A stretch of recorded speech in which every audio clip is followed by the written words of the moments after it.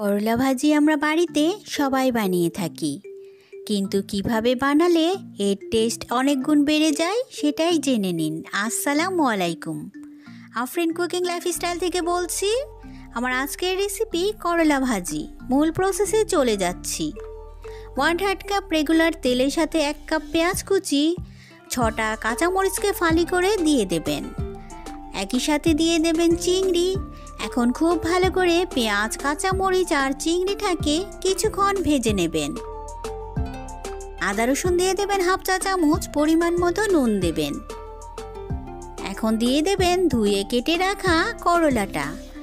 সাথে কিন্তু একটা আলু দিয়ে দিতে পারেন, এতে করলা ভাজির টেস্ট অনেক গুণ বেড়ে যায়। এখন সব কিছু একটু ভালো করে নেড়ে দেবেন। এটা বেশি নাড়াচাড়ার কোনোই দরকার নেই। ঢাকা দিয়ে রেখে দেবেন 10 মিনিটের জন্য। ফিরে এলাম 10 মিনিট পর।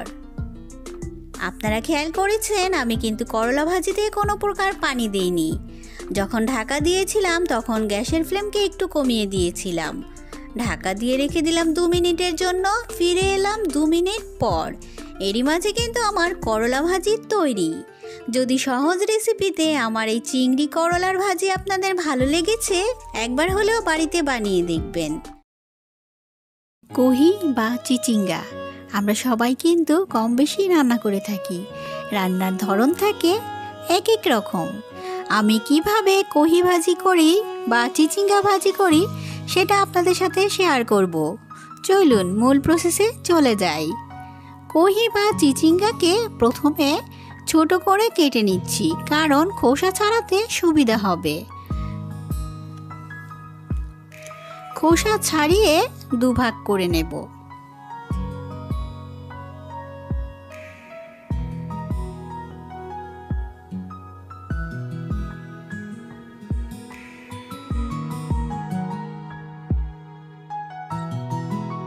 কহির ভেতরের এই বিচিটা কিন্তু ফেলে দিতে হয়।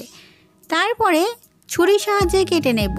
ভাজির মতো একেবারে মোটাও না, আবার একেবারে মিহিও না। এই যে এভাবে কেটে নিয়েছি। মূল প্রসেসে চলে যাই। কহিটাকে কাটার আগেই কিন্তু ধুয়ে নিতে হবে। একটা হাঁড়িতে বেশি করে পানি দিয়েছি। পানিটা বলকে ওঠার পর কেটে ধুয়ে রাখা চিচিঙ্গাগুলো দিয়ে দেব। গ্যাসের ফ্লেমকে হাই করে একটা বলক তুলে নেব। তারপরে পানি থেকে ঝরিয়ে রেখে দেব। রান্নাটা বসিয়ে দিচ্ছি। প্রায় 3 টেবিল চামচ রেগুলার তেলের সাথে 4টা বড় সাইজের পেঁয়াজ কুচি, সাথে 4টা কাঁচামরিচ দিয়ে একটু ভেজে নেব। বেরেস্তা করার কোনোই দরকার নেই। পেঁয়াজটা যখন একটু নরম হয়ে আসবে, পরিমাণ মতো নুন 1/2 চা চামচ দিয়ে দেব। আদা রসুন পেস্ট, একটু পানি দিয়ে আদা রসুন আর পেঁয়াজটাকে কষিয়ে নেব।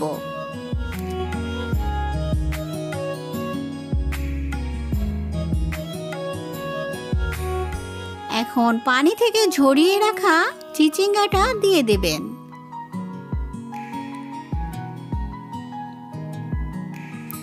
এই চিচিঙ্গা ভাজি হতে কিন্তু বেশি সময় লাগে না।